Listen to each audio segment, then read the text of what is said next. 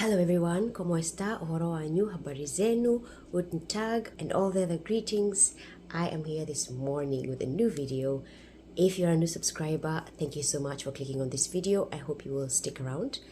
If you're a returning subscriber, asanteni sana. I appreciate you all so much and I love you.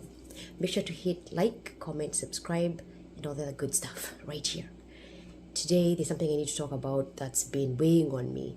And given the current state of affairs and the so-called Essence Festival, I figured it was the best time to talk about this. Yes, if you notice, I am wearing this shirt, which I bought when I was still a liberal, very much on the left.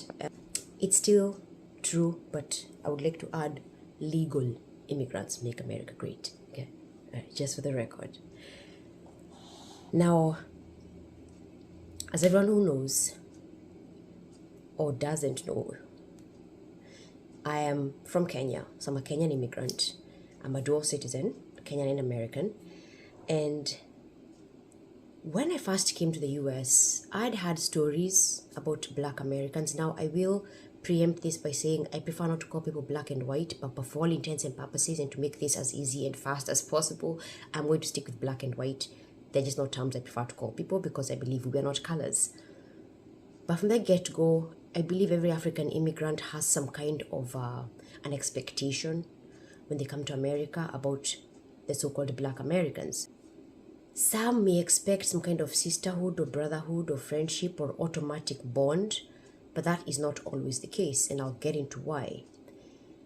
I did not have a lot of, or I should say, I wasn't exposed to too much negativity, at least not in person, from the get-go, right, when I landed in Georgia. However, when I came to Florida and I would go to the park with my son, and just FYI, he's mixed,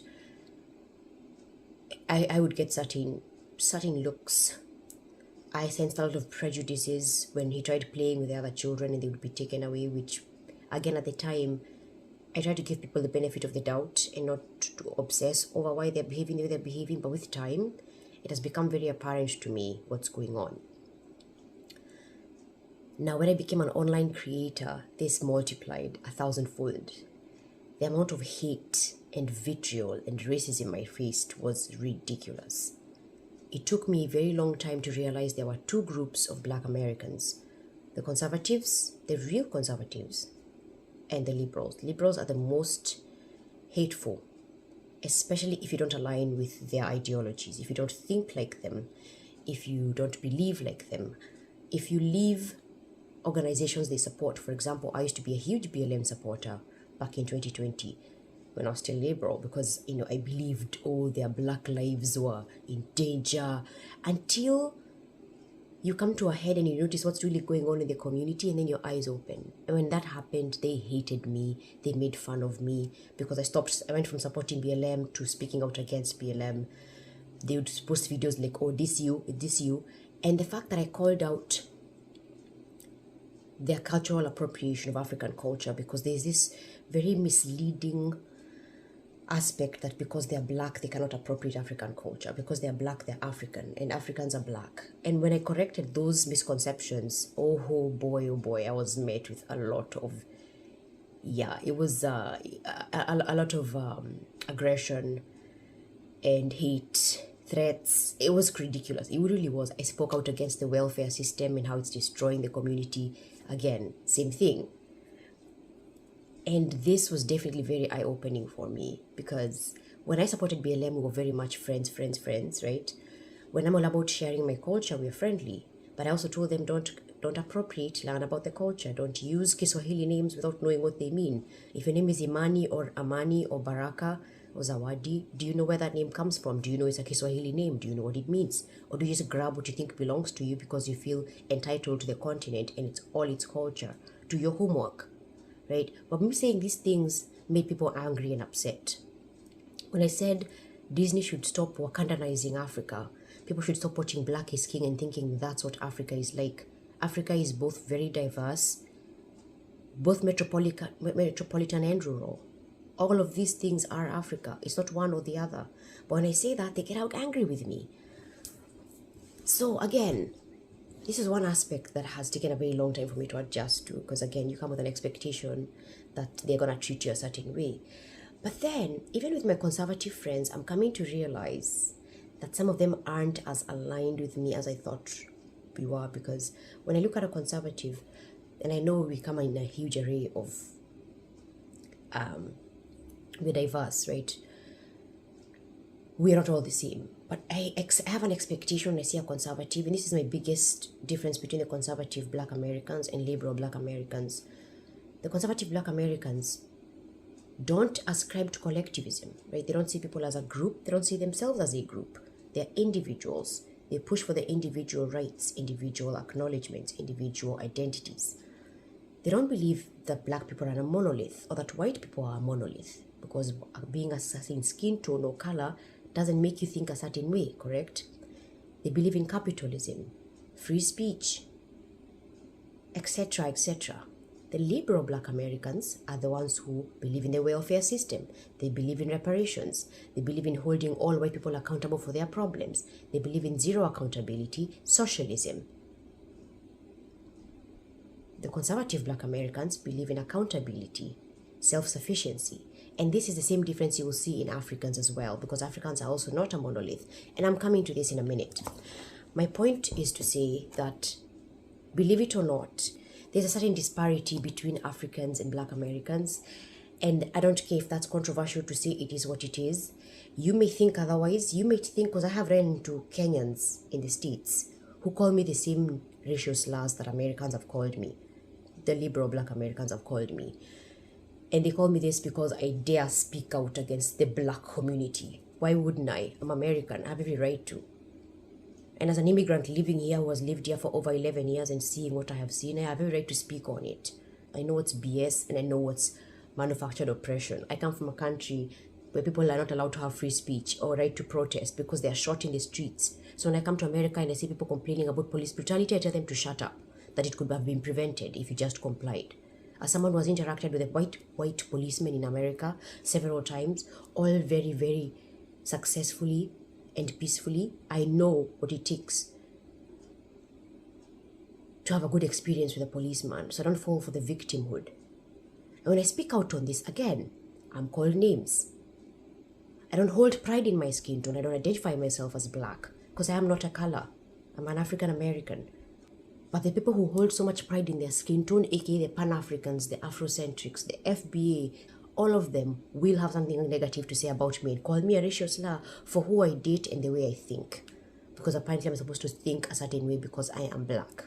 So I have gotten into rows with Kenyans who are very much pro-Black America and they're, oh, don't speak out against them. You don't know what it's been like. Yeah, well, my country was colonized. I was not personally colonized, but my mother and my dad were alive when the British were still in Kenya. We got independence in 1963, and yet I hold no vitriol against anyone because those people are dead or they're too old to do anything to. So why would I hold the descendants responsible? See where this is going? So holding some kind of vitriol about people who your ancestors encountered seems very, very gauche to me. Don't get this twisted. There is a rift between Black Americans and Africans, no matter how much you think there isn't. And this is not to say it's a generalization. Obviously, there are exceptions. Obviously, there are people who, again, like my conservative friends, I get along with them swimmingly well because we share values. But I'm also coming to realize they're not all that way either. Because deep down, if they hold any kind of prejudice against Africans, then we're not really aligned, are we? I have seen creators I thought were conservatives, and I follow them and I respect them, posting negative content about Africans and generalizing them. That's my worst part. Each time I call out or I rebuke certain ideologies, I'm talking about a very specific group of people and I say who they are. I'll say who they are and what qualities they have that make me rebuke them. I'll say they hold pride in their skin tone. They don't take accountability. I'll even use examples. But when these people, I'm talking about the FBA now, FBA Black activists, Black Americans who have some kind of beef with Africans, they will always generalize. A lot of our differences are because of culture, because we're not the same. We're not raised the same way, right? The only thing we seem to have in common is our skin tone, and that's where it ends. But our cultures are different. Our ways of thinking are different. Africans don't have a race construct that they believe in. until they come to the United States, it's not black and white and black and white and black and white. Unless you were raised by racist parents, which I wasn't, thank God, you don't hold that kind of mentality until you come to America, and then everything is black and everything is white. Right? Everything is victimhood versus the oppressor. Where does that come from? There are ways to merge, but until these biases are recognized and dealt with, there'll never be any kind of unity there. The differences we have in perspective, right? The way we see things. I see life very differently from the way someone who's born here sees life, because they've been raised and brainwashed that to hate their country when I love it here. Because I see the opportunities they refuse to see. Again, the race construct is a big one. My interactions with the police in Kenya are vastly different from my interactions with the police in America. The police in America are much more civil. There's some kind of checks and balances for them and how to deal with them. It's a very different experience. But outside of that, I have noticed this resentment. I would call it an underlying resentment, but it's not underlying anymore, at least not by the online forums I'm a part of that I have seen. That comes from, I'm going to say especially, the FBA and the liberal Black Americans. What is the FBA? It's the foundation of Black Americans. Every Black American, at least most of them, are ADOS, American descendants of slavery, because that's how most of them got here. But the FBA specifically are definitely a pride group. And what shocks me is that there are conservatives who are part of it. They call themselves conservatives, but at the center of it all, they actually believe in collectivism because they see Africans as a collective. They believe in socialism because they want to draw from resources, because they feel they are owed reparations. By whom? The only reason they vote Republican is because they are anti-immigration. They are anti-immigrants. They do not like me. They hate Africans. Each time I interact with them, all I get is hate. They call us things like tethers. And when I say us, I'm meaning Africans in general. No, we are not a monolith, but that's how they see us. I'm going to describe us that way. It was very shocking for me to see someone I admire who's in the conservative community. And he, ironically, himself has been a target of hate from the left because he's a gay conservative man. And to see him posting this video was really disappointing for me. Diaspora and all of the tethers. That may be something for a different day, but I'm just saying that when you hear the word FBA, don't think that it's only about liberals. Anyone can hold pride in their skin tone. And if you think black is superior and you hold black pride, you're part of the problem, even if you call yourself a conservative. Why are certain Black Americans resentful toward Africans? One, they believe we steal their jobs. This is one of the most ridiculous talking points I've ever had in my life, but that is an aspect they've brought up. A specific creator posted this video early yesterday or late the day before, and I was watching it. And it has to do with the African Union announcing that they were going to start investing using African American funds for those who wanted to invest. That's a very important point. For those who wanted to invest, they were not going to snatch your money and put it toward Africa. The African Union, just like the European Union, is a very corrupt organization, and it does not represent any Africans. My point, to this point, when I see these kinds of videos in the comments under them and how they talk about Africans, I know they see us as a collective. To you, we're just one little country. Do you know Africa has 54 countries? Africa is a continent with 54 countries, and about 1,500 languages are spoken. Just in Kenya alone, we have over 42 tribes. There isn't one thing that binds all of us except for our nationality. We're very different. We don't think Kenyan. We don't act Kenyan.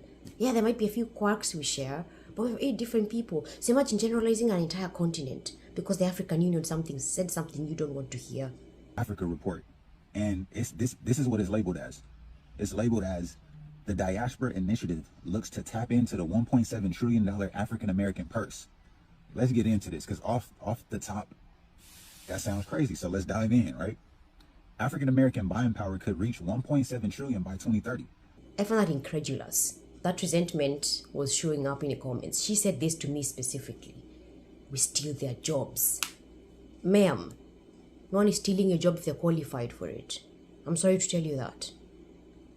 Why are you so threatened by Africans? Why are you so threatened by African immigrants? The other thing they hold resentment toward is that we do not understand or appreciate the racism that existed in America before we got here, after it was over, right? And yet they're the biggest perpetuators of this racism. Let me backtrack. And again, her comments show the same thing. There's this aspect where we as African immigrants are supposed to be thankful and lick your boots because we arrived in America and the way was paved by the Immigration Act of 1964. And whilst I agree that yes, that Immigration Act did allow us to immigrate here, are we forgetting who freed the slaves? It was the Republicans.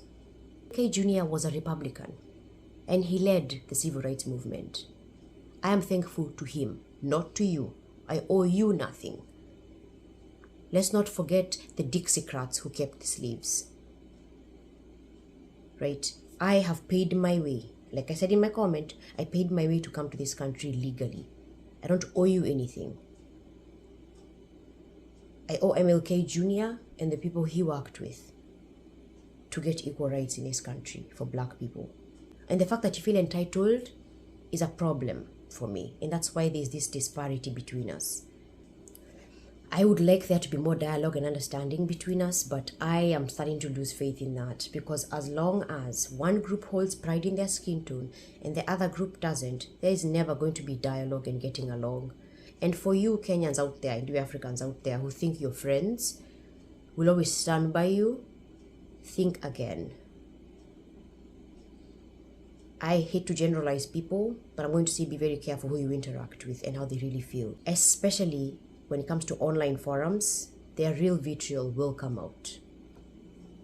Again, this same creator posted this video, and video I should say, because part of her caption said that unless you are melanated, stay away from this conversation.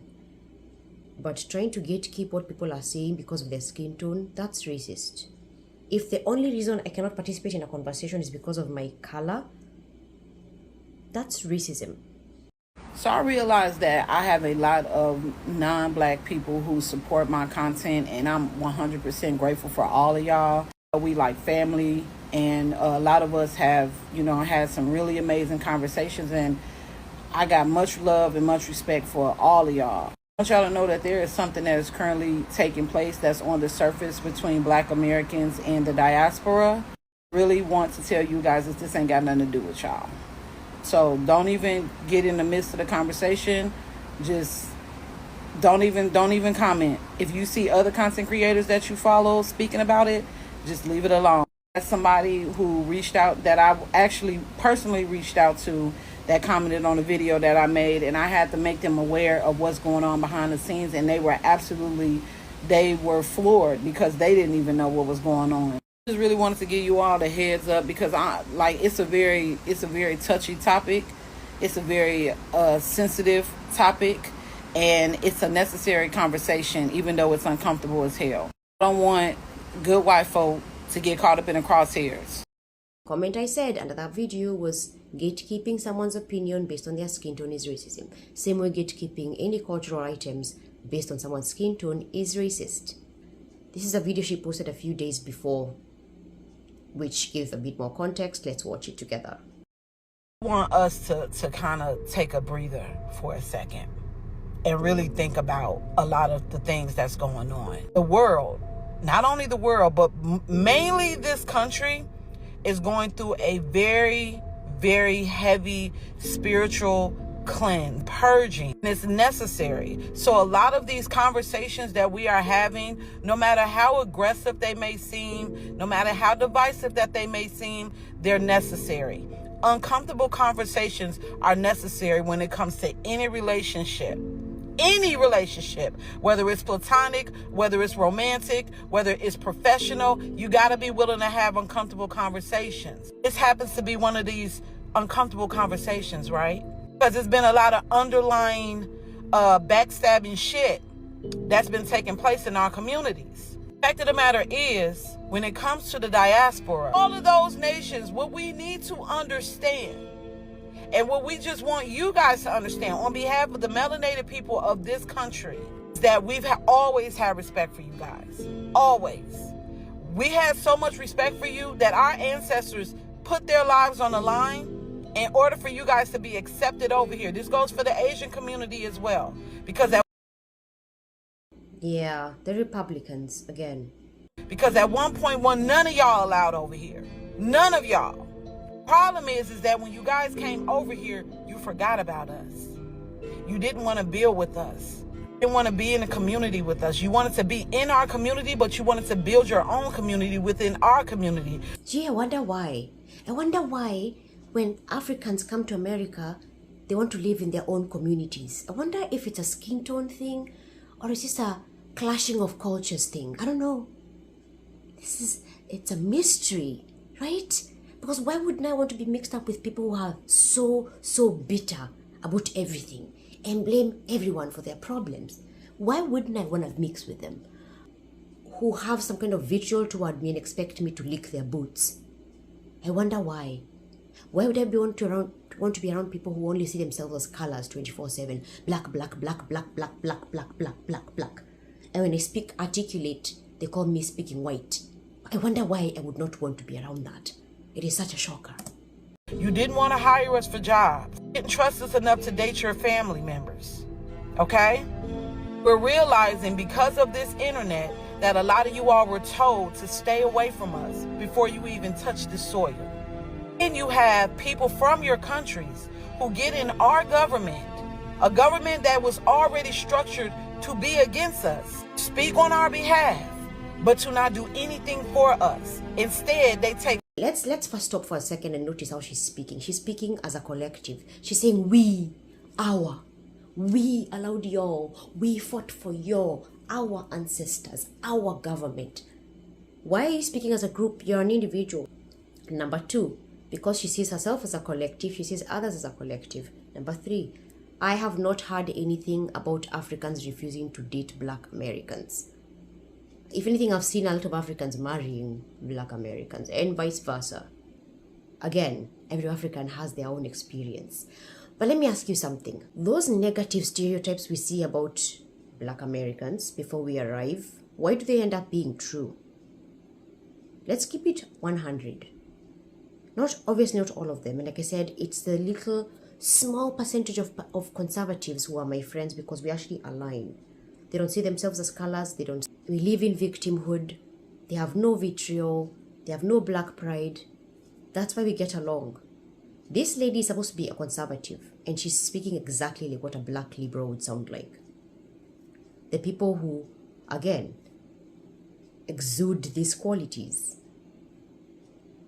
So this has definitely been an eye-opening experience for me. Instead, they take our resources. There we go. She just said it. They take our resources. Who's taking your resources, ma'am? Like I said, outside of asylum seekers and illegal immigrants, who's taking your resources? Where does this mentality come from? Are you saying a Kenyan immigrant or Nigerian immigrant does not deserve a good job because how dare they? They just came to your country. Are you qualified for the job? Then you do it. Obviously, if they're hired, they have the qualifications for it, don't they? They have the education for it. Education is very much a huge pillar back home. It's something that every parent makes sure their kid is able to do, even if you're going to do it via a loan. And unfortunately, this might hurt your feelings, but a lot of the Black Americans I have encountered, education is very much the last thing on their mind. Look at the schools right now. Look at the culture. School is not prioritized. Learning is not prioritized. And then you wonder why we're not mingling. We're not the same. We don't align. On a lot of things, we don't align outside of culture. Oh, and yes, there are some Africans who've run for office. Ilhan Omar is one of them. She's very much a Democrat. What's your problem with that? I thought you guys loved Democrats because of the welfare system. Right? Namdani, same thing, is a socialist running New York now. No one is speaking for you. Stop thinking as a collective. When I speak, I'm speaking my opinions. I'm not speaking for anyone. I don't have your mouth. I'm not a representative appointed by you or by Kenyans to speak. So when someone has an opinion and values, why do you think they're doing them on your behalf? You're an individual, not a group. Think for yourself. Cosplay our nationality. Cosplay our nationality. Excuse me, ma'am, I'm an American. I love being an American. Deal with it. In order to better your community, meaning you all are still at the bottom. So they were bettering your community, but they were bettering your community with a Democrat. Still at the bottom. See what I said? How they see Africans? Case in point. Case in point. We're not equals to them. We're here and they're here. And in order to get here, we need to lick their boots and do everything they tell us to do. And then they'll accept us. And maybe they won't, because black pride is a weird thing. With a democratic mindset, meaning they give you a little sprinkle here while they collect big bucks in the back end. They still continue to keep you poor and keep you wanting welfare while they get their pockets fat. I think it's safe to say that we all have a common enemy, and it is the elitists, the people who are supposed to be. Well, I can agree with that. Yeah, the elite is the enemy. Taking care of us, but the only thing that they do is keep us beneath them. If you don't know what the 12 tribes are, you should do your research on them. 12 tribes were to come together from all corners of the world is a prophecy. My God, is she a black Israelite? I'm getting that vibe right now. Oh gosh. Do not do your homework on the 12 tribes. That's nonsense. People are so desperate for an identity that makes them feel superior because they have an inferiority complex. So they're going to hang on to any concept that makes them feel like they're bigger than life. And that's where the black Israelites come from. Again, another racist group. Yeesh. Ugh. Okay. And the people who have been able to control us, they will no longer have power. Yep, I just confirmed it. She's a black Israelite. Let's just completely disregard the last portion of that video. That's the delulu. Let's not think about that right now. Okay, let's just exit that video. Okay, now I want you to watch a video by someone I thought I was aligned with, who's a conservative gay man. It's about Juneteenth and something about Africans claiming it as their own, which I have not seen, but let's see. Juneteenth is for and about Black Americans. It's not about the diaspora. It's not about Haitians. It's not about Jamaicans. It's not about people in the Caribbean. It is not about people who are not from America. It's been very interesting over the past couple of years to see the diaspora and all of the tethers and all. Let's stop right there. Tethers is a very offensive term. It's a term used by racists and the FBA to refer to Africans who come and cling on to their economy in order to grow. What is that about? What? It was very disappointing for me to hear that coming from him, because he's someone I have been following for, I don't know, a year now. And again, conservatives are supposed to not be racists. So when I hear a racist terminology coming from his mouth, it's baffling. All of the people who are Black but not from America at all try to claim Juneteenth as a part of their own. There are even some Juneteenth celebrations that are saying, oh, this is a celebration of the diaspora, and we're going to talk about Africa, and we're going to talk about Nigeria and Jamaica and wherever. And I'm here to say that no, this is about Black Americans. If you celebrate Juneteenth, I personally think that it's been overtaken. I agree so far. Juneteenth is for Black Americans. I have nothing to do with it. By leftism, but that's neither here nor there. If you celebrate Juneteenth and you are an African American, you are a Black American, this holiday is for you. This holiday is not for you to share with the entire diaspora. This is not something else for them to colonize and cut you out of because they like. Wait. Now the diaspora has become a colonizer. Oh my God. As someone whose country was actually colonized, Kenya is a British colony. When people throw around terms like colonizer, all I can picture is Black Panther and Wakanda Forever. That's all I can picture. And it literally just dilutes your entire message if that's what you think. So now we've gone from we are lower than you to we are colonizers. I guess that's kind of a promotion of sorts, I guess. Doing that a lot. I think that some African is even the CEO of Essence, which is wild.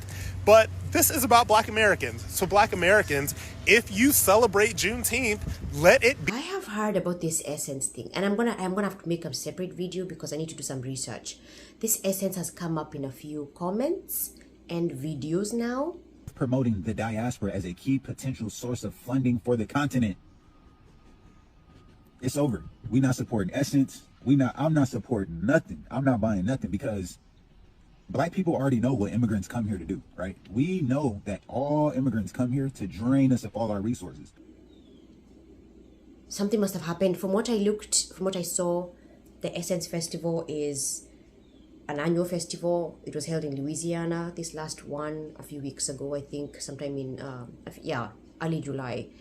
I think is it the owner or the CEO or someone has African roots? I don't know, something's going on there. But she has annoyed people, or he, I don't know.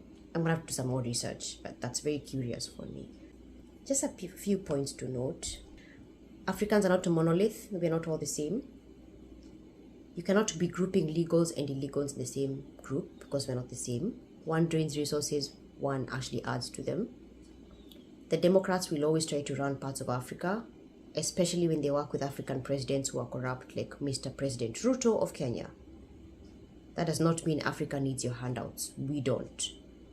And whilst I can respect the fact that the more conservative Black Americans are all about building America, they hate immigrants, the FBA especially. And while you guys are so focused on growing America, there are some of the liberal Black Americans running to Africa to escape racism.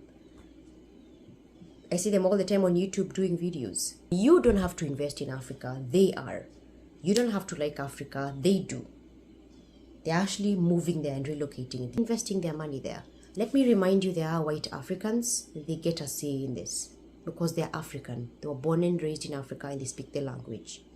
Now it's starting to sound like the Black liberals saying white people stay out of these conversations. Black activists and FBA will get offended when I point out certain specific groups and characteristics in their community.